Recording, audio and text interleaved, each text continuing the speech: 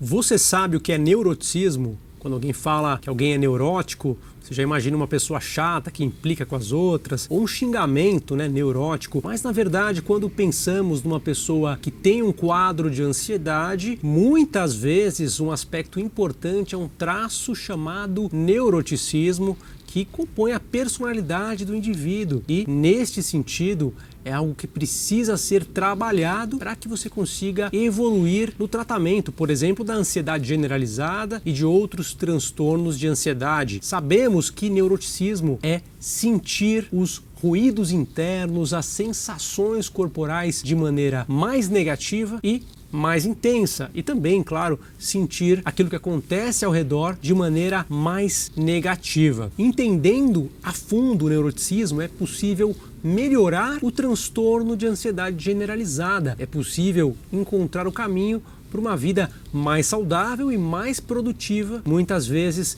pessoas que têm ansiedade generalizada, mesmo tomando medicamentos, não conseguem evoluir muito bem por conta desta manifestação que traz aspectos cognitivos, padrão de pensamento, e a gente vai falar sobre isso hoje. Quando falamos do transtorno de ansiedade generalizada, o famoso TAG, todo mundo sabe as preocupações recorrentes, a apreensão, aquele alerta que existe acerca de medos que estão lá na frente, de coisas que podem acontecer de maneira catastrófica, hipótese muito remota, mas que mexe com a pessoa, que dá cansaço, que dá dor, que dá tensão muscular, muitas vezes, sintomas físicos. Todo mundo sabe desses sintomas da ansiedade generalizada. No entanto, a gente não para refletir uma das suas principais raízes, que é o neuroticismo, que é a percepção por personalidade de aspectos como mais negativos. E isso tem que ser muito bem trabalhado e entendido. Da onde vem isso? Na maioria das vezes, muitos são os estudos que falam da genética na origem da ansiedade. No entanto, o neuroticismo muitas vezes é uma forma de pensamento que é ensinada no relacionamento com os pais, com a família. Aquele pai que fala que o mundo é perverso, que tudo é perigoso, que as pessoas são muito maldosas, que a gente tem que se proteger de tudo que está ao redor, que a gente precisa estar com o telefone ligado o tempo inteiro, porque pode alguém precisar falar com a gente numa emergência a qualquer momento. Aquele padrão cognitivo da família de evitar eventos que são perigosos, que nos estimula a se esquivar de situações que podem ser importantes, ou então a falta de uma postura racional em casa, um exemplo de como agir nas incertezas diante das dúvidas, como a gente tomar uma decisão racionalmente apesar das incertezas, apesar das dúvidas. Muitos pais colocam para os filhos uma realidade tudo ou nada, os extremos, e transmitem segurança absoluta ou insegurança total, o que não é bom na nossa tomada de decisão na vida real. E claro que quando a pessoa começa a se desenvolver, chega na adolescência, tem a escola, depois tem que trabalhar, as responsabilidades aumentam e muitas vezes não há ali naquele momento o desenvolvimento das habilidades necessárias para que a pessoa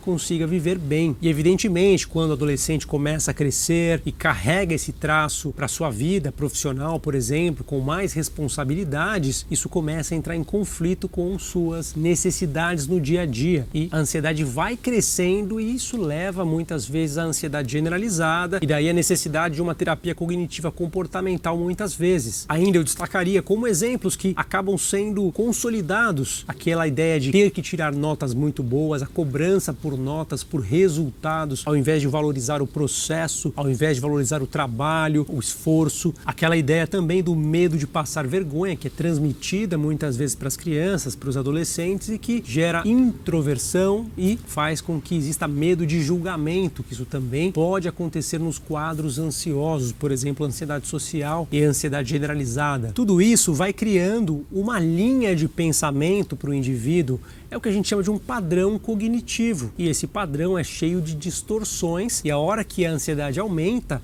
ele começa a ter dificuldade também de correlacionar com o exterior e com dados novos que vão surgindo.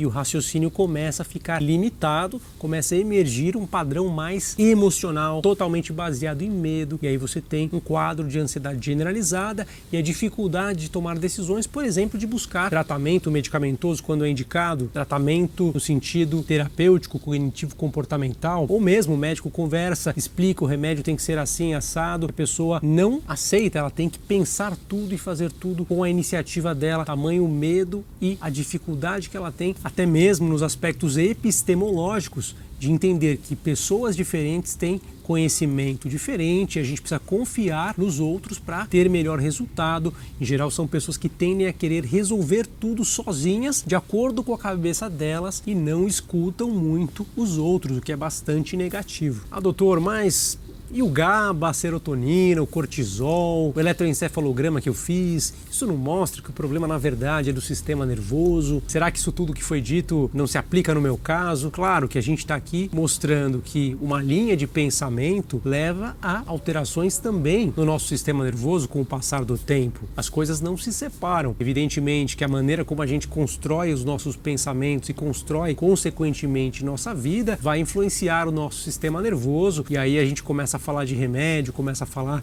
daqueles neurotransmissores, mas a raiz de tudo muitas vezes está no ambiente. Então, claro, você que é mãe, que é pai, cuidado na cobrança, cuidado também ao transmitir a insegurança, ao colocar esquivas no comportamento dos seus filhos, porque ali pode ter uma raiz importante que é o neuroticismo. Quando você é mais bem-humorado, relaxa mais, tem um comportamento mais gentil com aquilo que está ao redor, aceita melhor as situações, naturalmente a possibilidade de um desenvolvimento mais racional. Claro que eu, por exemplo, sou uma pessoa que quando trabalho gosto de ser sério, gosto de trabalhar de maneira séria porque eu trabalho com o sofrimento das pessoas, mas evidentemente que a gente precisa fazer uma coisa de cada vez e ter tranquilidade em tudo que a gente faz e bom humor, saber a hora de relaxar, saber a hora de desfrutar das coisas.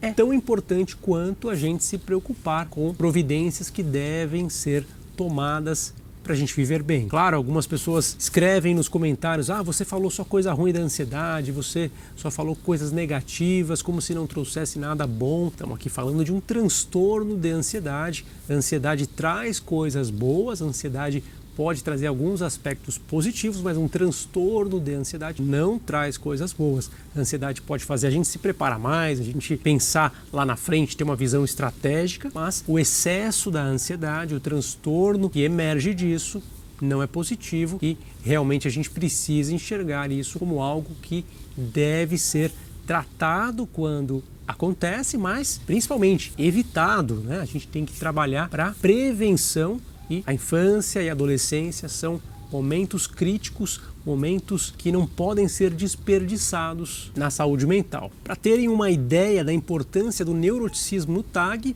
alguns estudos mostram que 40 a 60% dos sintomas ansiosos podem ser atribuídos a essa característica de neuroticismo. Então, a maioria dos sintomas de ansiedade, ou pelo menos a metade, pode ser atribuída a essa característica. Então, em grande parte das vezes em que alguém está numa crise de ansiedade, o grande fator que permitiu que isso acontecesse foi exatamente este traço de personalidade. Quando é feita a análise comportamental do indivíduo e principalmente na abordagem cognitiva da TCC, da terapia cognitiva comportamental, evidentemente que é necessário ressaltar que o paciente tem uma atenção seletiva a aspectos negativos, ele precisa aprender a reconhecer essa atenção seletiva a aspectos negativos. O mindfulness tem um papel importante para a gente perceber aquilo que é mais amplo e não apenas a atenção seletiva. Além disso, do ponto de vista cognitivo, a distorção e a resposta exagerada ao lidar com os perigos, né? A pessoa tem um